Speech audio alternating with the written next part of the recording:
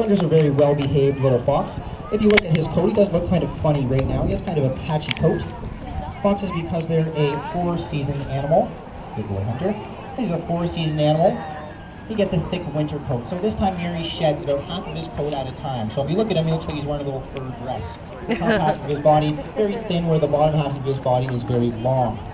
Now, four-season animals, your foxes and your wolves, coyotes, all animals that get a thick undercoat this time of year are losing it in big clumps. Now, Hunter's pretty much lost all of his thick underfur, but for a fox, once it starts to warm up, the cold weather is gone, they start to lose all of that thick underfur.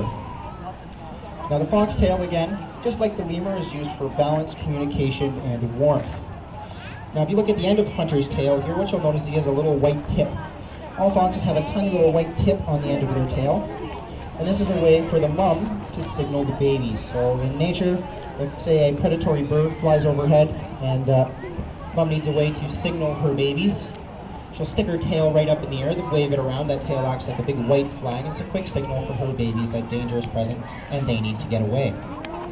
So your female foxes in nature are called the vixens, and your babies are called kits.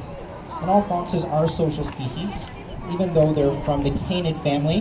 If you look at his eyes, a little easier to see on the banner there, but he has slitted eyes, so his eyes resemble those of your own domestic cats at home. So foxes are said to be the most cat-like out of all the members of the wild dog family.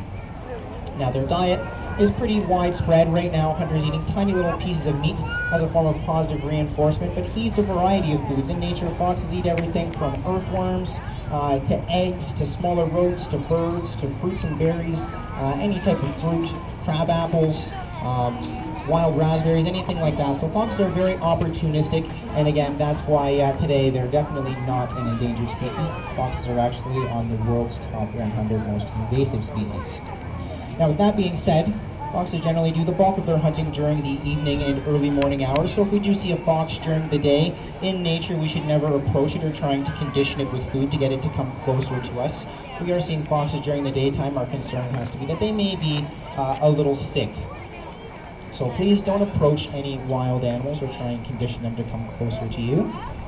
But Hunter, because we know he's all up to date on his vaccinations and he's a good, well-behaved fox, he's been an ambassador species. I think we can get a couple of volunteers up here to meet Hunter.